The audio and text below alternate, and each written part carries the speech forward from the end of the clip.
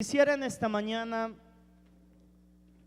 empezar este corto mensaje hablando sobre cuán bueno ha sido Dios con nosotros. Y a veces nosotros le decimos: bueno, Dios, yo quisiera que tú a mí me ayudes en esto y en aquello. Pero cuántas veces le hemos dicho: Señor, ¿qué es lo que tú quieres que yo haga? ¿Qué es lo que tú esperas que yo haga? Y este mensaje hoy está basado en el libro de Colosenses. Y el libro de Colosenses es un libro muy importante porque habla de la supremacía de Dios, de Jesucristo. Nos habla de la supremacía del Señor Jesucristo. Por medio de Él, por Él y para Él son todas las cosas. Y el libro de Colosenses fue escrito cuando el apóstol Pablo estaba en la cárcel. Y se cree que él estaba encarcelado en Roma. Y lo interesante de este libro es que el apóstol Pablo no conocía a esta iglesia personalmente. Abra su Biblia, por favor, en Colosenses, el capítulo 2, el versículo 1. Colosenses 2:1.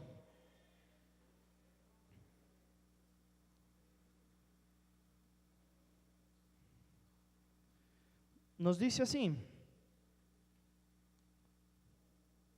porque quiero que sepáis cuán gran lucha sostengo por vosotros y por los que están en la Odisea y por todos los que nunca han visto, ¿qué dice aquí? Mi rostro. Y esta mañana yo quiero traer un mensaje. ¿Cómo nosotros debemos orar por aquellos que aún ni siquiera conocemos? ¿Cómo nosotros debemos orar? ¿Y qué es lo que debemos pedir también para nuestras vidas? Y esta carta es muy bonita y el día de hoy yo quisiera basarme el estudio que he realizado en una oración del apóstol Pablo que realiza, que está en Colosenses, el capítulo 1. Vamos a leer desde el versículo 9 hasta el 12. Abra su Biblia, por favor, en Colosenses 1, del 9 al 12. Dice así: así que desde que supimos de ustedes,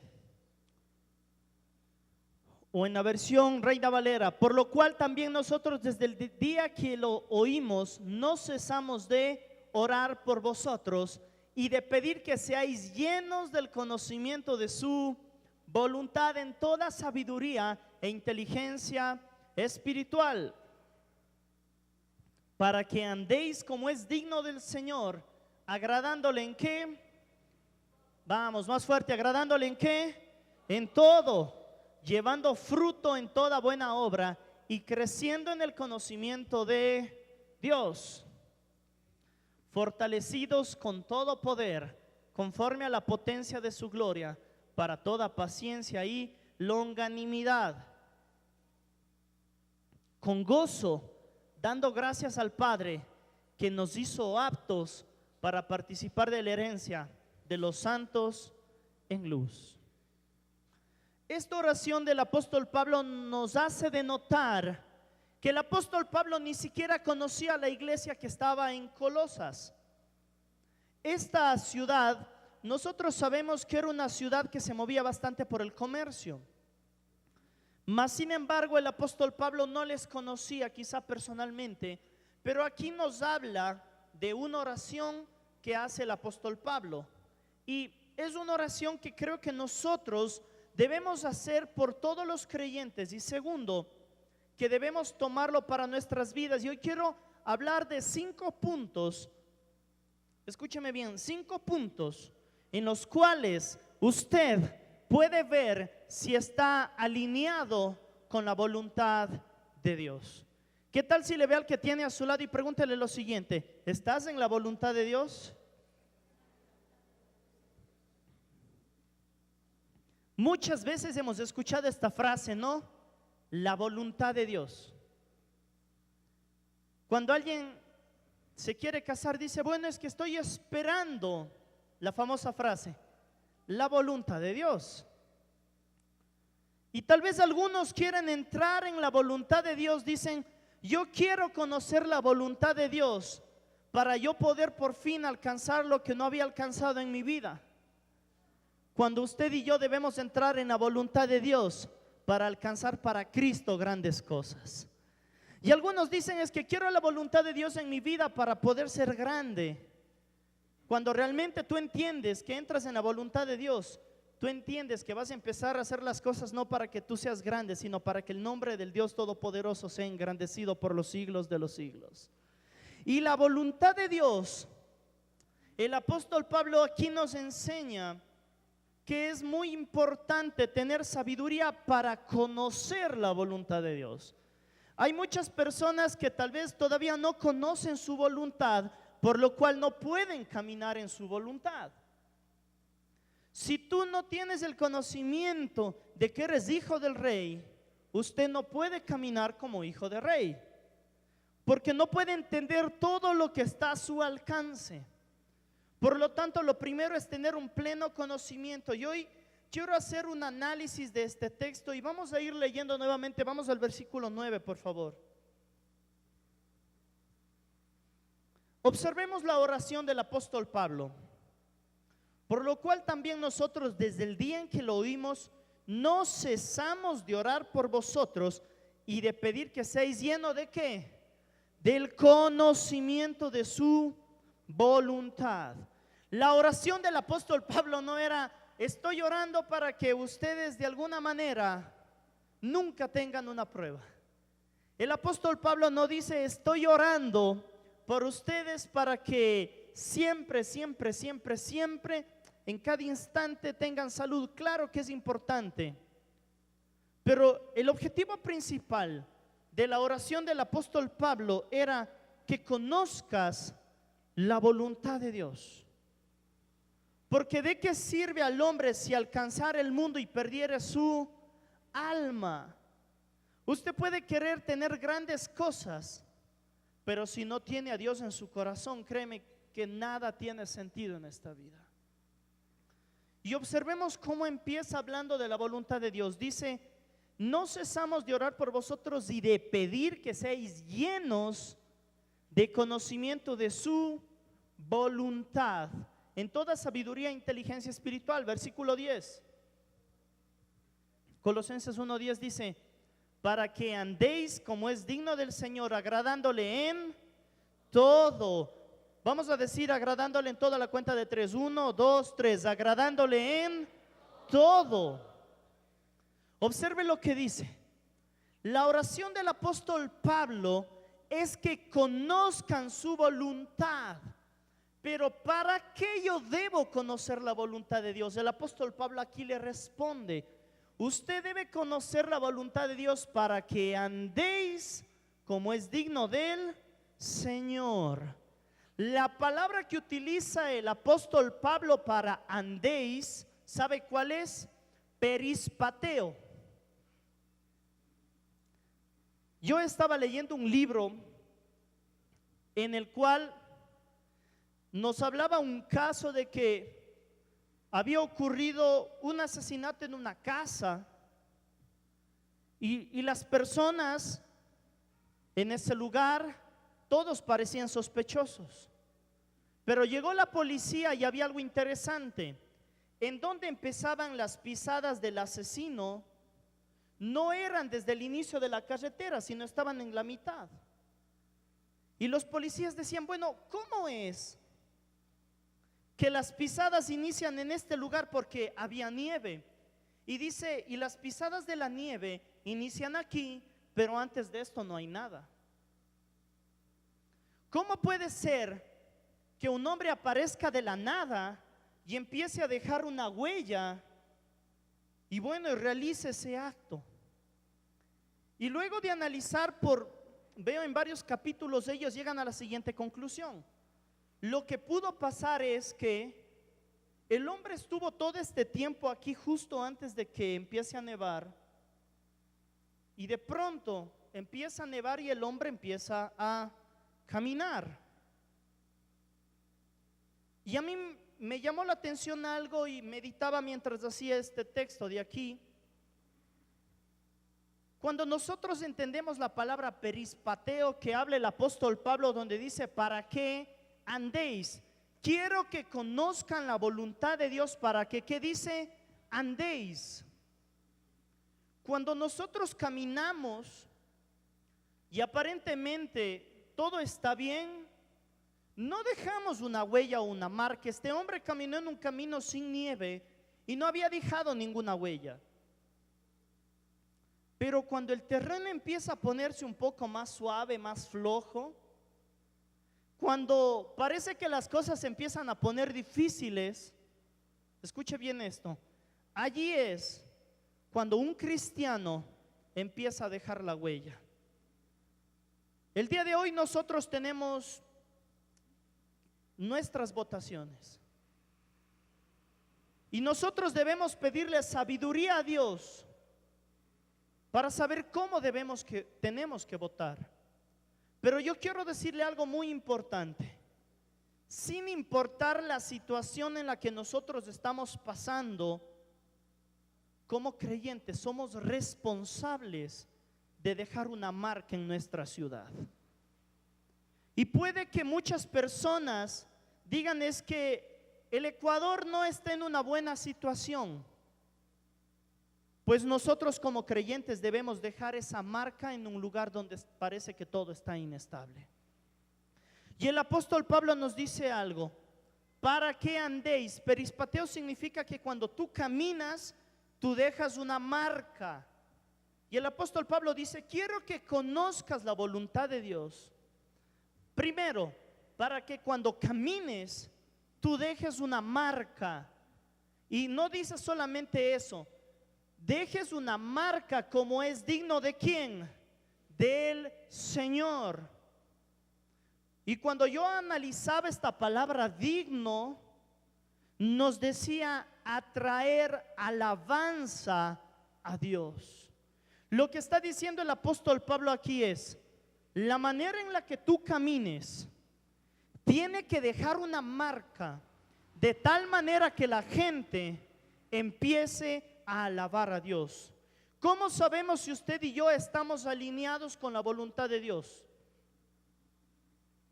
Cuando por su manera de caminar la gente empieza a alabar a Dios. Algunos dicen es que yo no sé si estoy en la voluntad de Dios. Cuando la gente vea su vida, le diga gloria a Dios porque usted es diferente. Porque hasta en los pequeños detalles, no, me dieron mal el vuelto, me dieron mal el vuelto, tenga. No sé si a usted le ha pasado, pero a mí sí.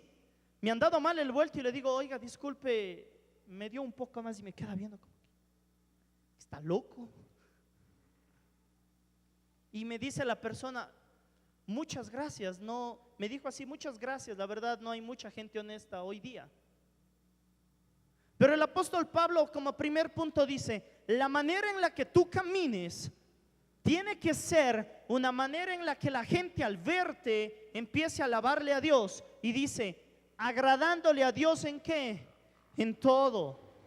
Agradándole en todo. Primera de Corintios 10:31 dice, entonces ya sea que comáis, que bebáis o que hagáis cualquier otra cosa, hacedlo todo para la gloria de Dios. Cada cosa que nosotros hacemos debemos hacerlo para la gloria de Dios. Y el apóstol Pablo dice, mi oración para usted es que usted se alinee en la voluntad de Dios. Y cuando usted se alinee en la voluntad de Dios, primero empezará a andar de tal manera que la gente le alabe a Dios. Y quiero que se pregunte lo siguiente: ¿mi manera de caminar está agradándole a Dios en todo? ¿Qué áreas de mi vida yo debo entregarle a Dios? ¿Qué es lo que a mí me falta? Y todos los que estamos aquí, todos, incluyéndome, tenemos áreas débiles en las cuales debemos entregarle a Dios. Decirle, Dios, yo quiero que mi manera de vivir sea una manera en la que te agrade a ti. Punto número 2. Seguimos en el 10. Llevando fruto en toda buena obra. Dígale al que está a su lado, primero, camina como a Dios le agrada. Segundo, presenta buenas obras.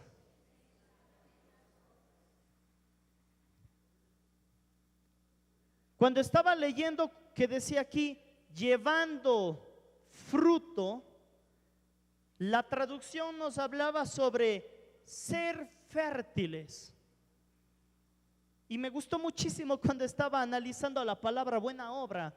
La palabra obra viene de ergon, que ergon significa un trabajo demandante y costoso. Interesante, ¿no? Un trabajo demandante y costoso.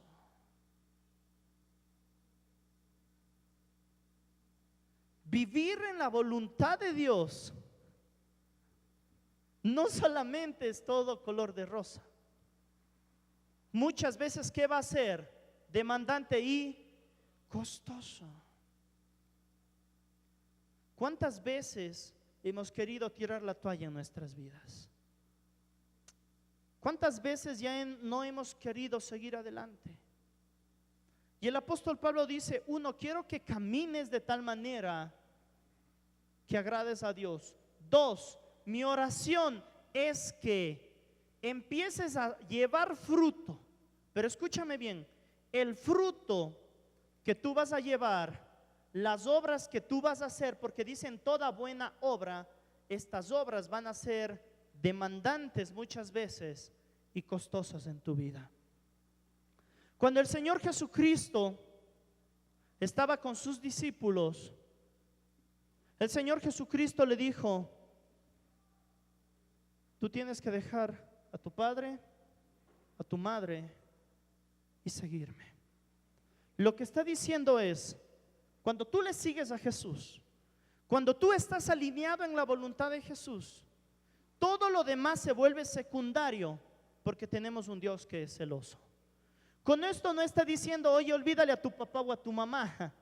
Lo que está diciendo es, cuando entras en la voluntad de Dios, tú entiendes que el resto es secundario, porque Dios tiene que estar en el primer lugar de tu corazón.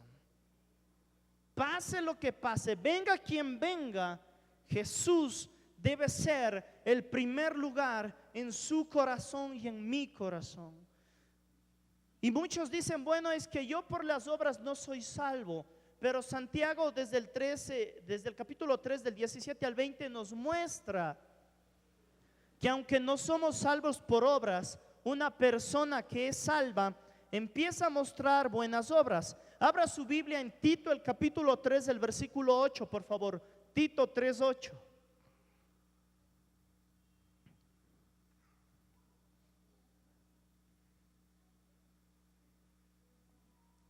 Palabra fiel es esta, y en estas cosas quiero que insistas. ¿Con qué dice? Con firmeza, para que los que creen en Dios procuren ocuparse en buenas obras. Estas cosas son buenas y útiles a los hombres. Los que creen en Dios procuren ¿qué? Ocuparse en buenas obras. El ocuparse en servirle a Dios, en hacer buenas obras, no es solamente algo que tú quieres, es algo que tú debes hacer. Usted y yo debemos hacer buenas obras, es un mandato. Vamos a Tito, el capítulo 3, el versículo 14, por favor. Tito 3:14 nos dice lo siguiente: aprendan también los nuestros a ocuparse en buenas obras para los casos de necesidad, para que no sean sin qué, sin fruto. ¿Cómo un cristiano puede decirme: estoy en la voluntad de Dios, mas sin embargo no estoy mostrando la luz de Cristo en mi vida? En cierta ocasión el Señor Jesucristo estaba en un monte y empezó a darles varias indicaciones y varias enseñanzas. Abra su Biblia en Mateo el capítulo 5, el versículo 14, por favor. Mateo 5:14. Jesucristo dijo: vosotros sois la luz del mundo. Una ciudad asentada sobre un monte no se puede esconder. Aquí nos está diciendo: imagínate tú que tienes una montaña y tú tienes una ciudad en la parte de arriba. No importa lo que hagas, siempre que tú alces tu vista, tú vas a ver a esta ciudad. Mis amados hermanos, Cuando nosotros estamos en la voluntad de Dios, siempre vamos a empezar a trabajar por buenas obras. Siempre vamos a mostrar la luz de Jesucristo a las demás personas. Una persona en la voluntad de Dios es luz en medio de las tinieblas. Y la oración del apóstol Pablo, 1, es: caminen agradando a Dios. 2, su vida tiene que ser llena de buenas obras. Y cuando hablo de esto, también hablo de servicio a Dios, evangelismo. Nosotros evangelizar. Yo, donde estaba entrenando en el gimnasio, le conocí a una persona, y esta persona al siguiente día se empezó a abrir conmigo, y este chico empezó a contarme su vida. Y mi esposa estaba por allí cerca, y de pronto le digo al joven: oye, tú necesitas a Dios, así directamente. Tú necesitas ir a una iglesia. Y él me dice: ¿sabes qué? Sí necesito de Dios. Yo necesito mucho de Dios. Y yo le empecé a decir: ¿sabes qué? Te invito a mi iglesia. Y le empecé a mandar mensajes a un desconocido que le había conocido un día martes, y el día miércoles ya le estaba hablando de Dios. Y cuando salimos del gimnasio con mi esposa, yo le comenté y le dije: oye, ¿sabes? Estaba hablando con él porque ella me dijo, no, las mujeres, ¿y de qué estaban hablando? Yo le dije: estaba predicándole, ¿sabes? Y me dice: pero hoy día le conociste, el día de ayer le pediste que te indique un ejercicio y hoy día ya le estás predicando. Y yo le digo: porque toda persona, sin importar si va a un gimnasio, si va al trabajo, si va a donde quiera que vaya, tiene una necesidad de Dios en su vida. Y cuando leo este texto, yo entiendo lo siguiente: no importa el lugar donde usted esté, somos llamados a realizar buenas obras en esta vida. Somos llamados a evangelizar. Véale al que tiene a su lado y dígale: debemos evangelizar. Ahora dígale: debemos ser luz. Hoy en la mañana, antes de salir acá, a este joven le estaba mandando unos versículos cristianos, y tal vez él me pueda decir: uy, conocí a este loco intenso. Pero yo sé algo: la palabra de Dios siempre produce fruto en la vida de las personas. Y cuando nosotros entendemos que debemos estar alineados con la voluntad de Dios, empezamos a tratar de mostrar esta vida diferente que Dios nos ha puesto. Tercer punto, vamos por favor a Colosenses 1:10, todavía no pasamos del verso 10. Colosenses 1:10.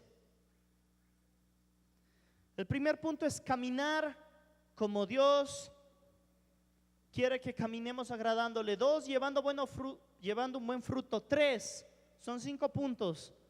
3, crecer en el conocimiento de Dios. Crecer en el conocimiento de Dios. Nosotros, cuando hablamos de conocimiento, tenemos 2 palabras. Primero, la palabra gnosis, y segundo, la palabra epignosis. La palabra gnosis nos hace referencia a un conocimiento teórico, pero la palabra epignosis nos habla de un conocimiento diario, vivencial y existencial. Y aquí nos está diciendo, la palabra que utiliza el apóstol Pablo aquí es creciendo en el epignosis. ¿Sabe cuál era el problema de los fariseos antiguamente? No es que no leían la Biblia, porque todos la leían. No es que no conocían la Escritura, es que no la vivían de acuerdo al espíritu de la ley.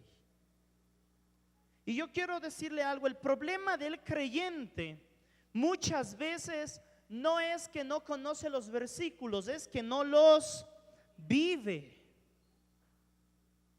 Y aquí el apóstol Pablo dice: mi oración es que ustedes vivan en lo que conocen de Dios. Cuando usted tiene un conocimiento de una manera que usted vive diariamente, es un conocimiento práctico.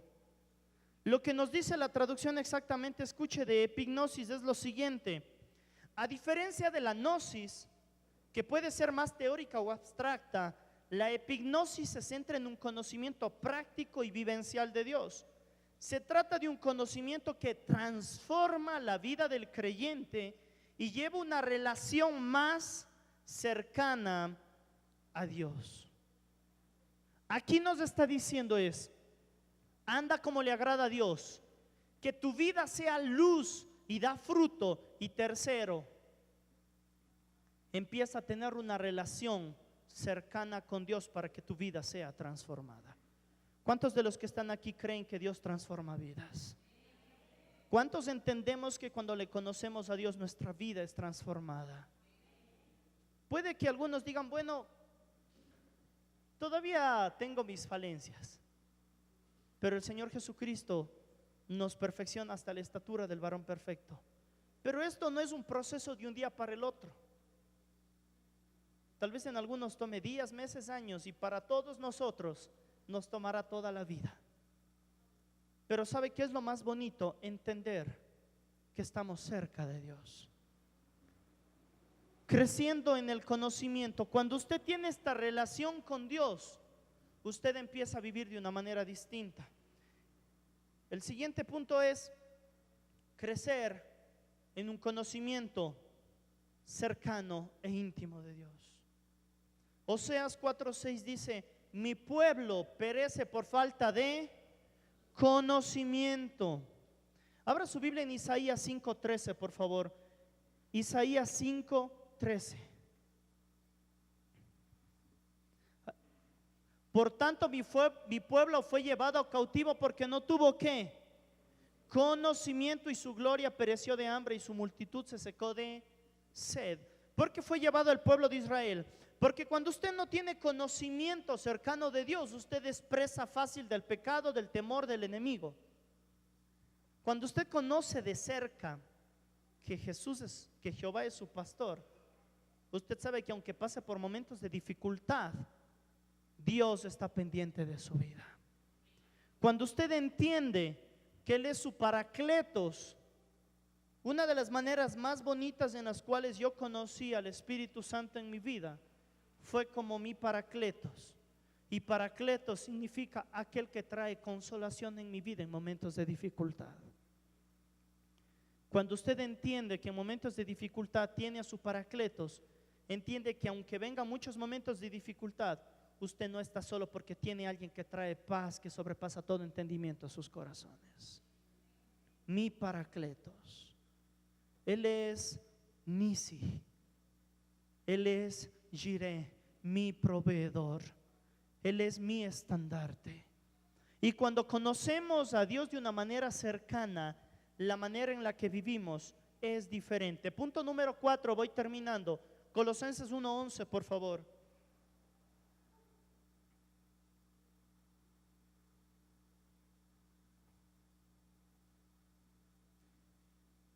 Fortalecidos, ¿con qué dice? Con todo poder conforme a la potencia de su gloria, para toda paciencia y longanimidad. ¿Qué significa esta palabra? El apóstol Pablo dice como cuarto punto: mi oración por ustedes es que tengan paciencia, y longanimidad habla de paciencia y fortaleza en los momentos de pruebas. Observen estos 3 versículos cómo encontramos tan grande riqueza de la palabra de Dios. Tener fortaleza en momentos de pruebas.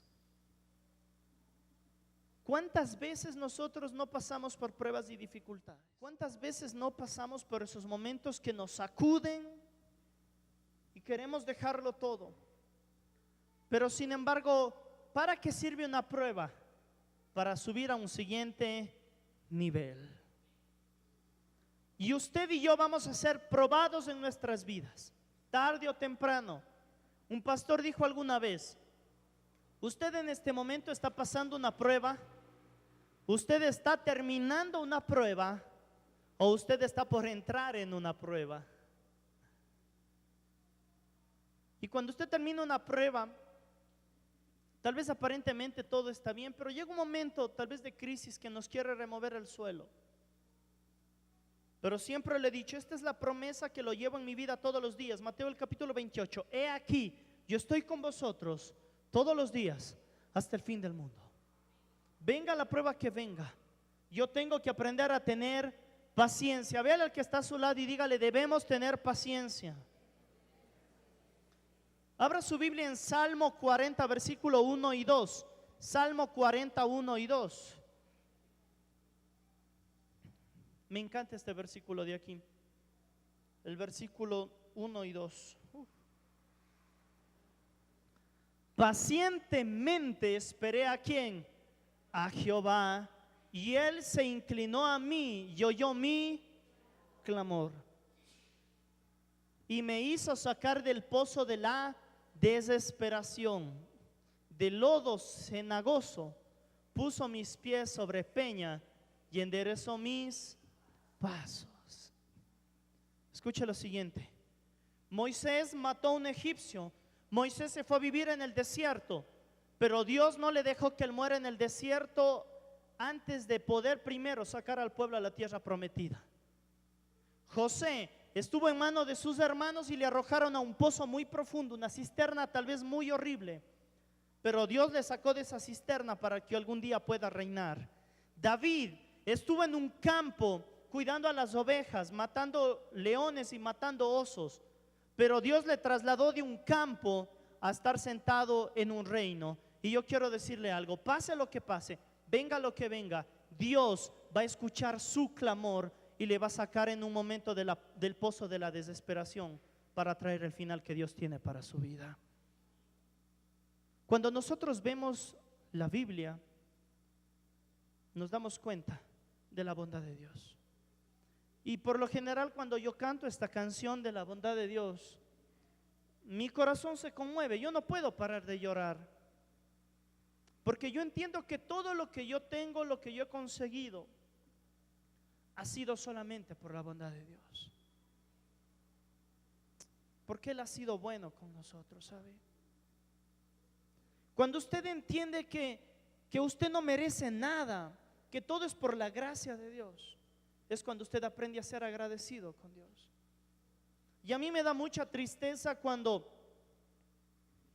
veo que tal vez personas dicen, todo lo que yo he conseguido ha sido por mí mismo. Mentira. Si tú siquiera has tenido salud, ha sido solamente por la gracia de Dios.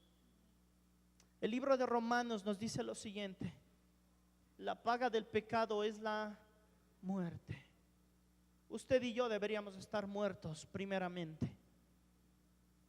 Si usted tiene algo en este mundo, si usted ha conseguido algo en esta vida, escúcheme bien, usted se lo debe a Dios. En un momento Él le sacó de un pozo a usted. Y no entiendo cómo muchos creyentes actualmente se glorifican por lo que consiguen, en vez de darle a Dios toda la gloria y toda la honra por lo que tienen. Y cuando yo hace un momento lloraba mientras tocaba y cantaba la bondad de Dios, mientras estaba adorando, yo decía, realmente Dios, en mi vida tú has sido bueno. Puede que tal vez no tenga todo lo que quiero, pero Dios siempre me da todo lo que Él quiere para mi vida y sabe qué es lo que yo necesito. Y Dios siempre ha sido bueno.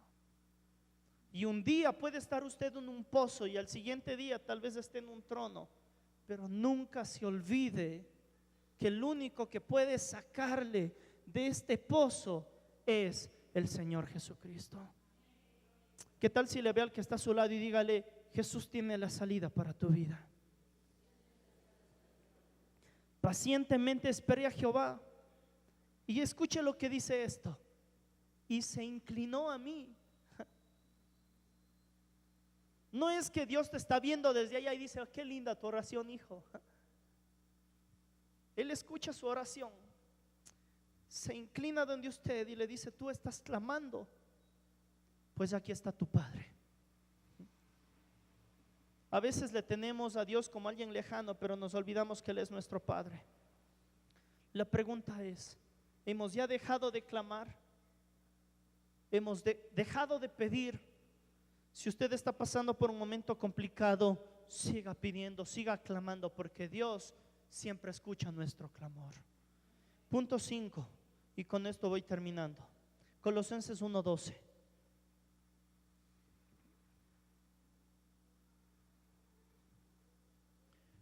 Con gozo dando gracias al Padre que nos hizo aptos para participar de la herencia de los santos en la luz. Observe este punto de aquí, el último punto dice, con gozo dando ¿qué? Gracias. Una persona que esté en la voluntad de Dios es una persona agradecida. Véale al que está a su lado y dígale, debemos ser agradecidos. Primera de Tesalonicenses 5:18, abra su Biblia, por favor. Dad gracias, Primera de Tesalonicenses 5:18. Dad gracias en todo, porque esta es la voluntad de Dios para con vosotros en Cristo Jesús. Pasen por favor los chicos de la alabanza. Dad gracias en todo, porque esta es la voluntad de Dios para con vosotros en Cristo Jesús. Quisiera dejarles con una última porción de la escritura. Abra su Biblia en Habacuc 3:17, por favor. Habacuc 3:17.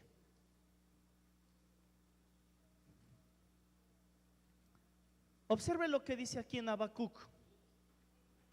Aunque la higuera no florezca, ni en las vides haya fruto, aunque falte el producto del olivo y los labradores no den mantenimiento, y las ovejas sean quitadas de la majada y no haya vacas en los corrales, del versículo 18. Con todo, yo me alegraré en Jehová y me gozaré en el Dios de mi salvación. ¿Sabe qué nos está diciendo aquí? Aunque pase por dificultades económicas, aunque pase por dificultades en mi casa, aunque pase por dificultades en mi trabajo, versículo 18, con todo yo me alegraré en Jehová y me gozaré en el Dios de mi salvación. ¿Cuántos de los que están aquí pueden decir Dios ha sido bueno con nosotros?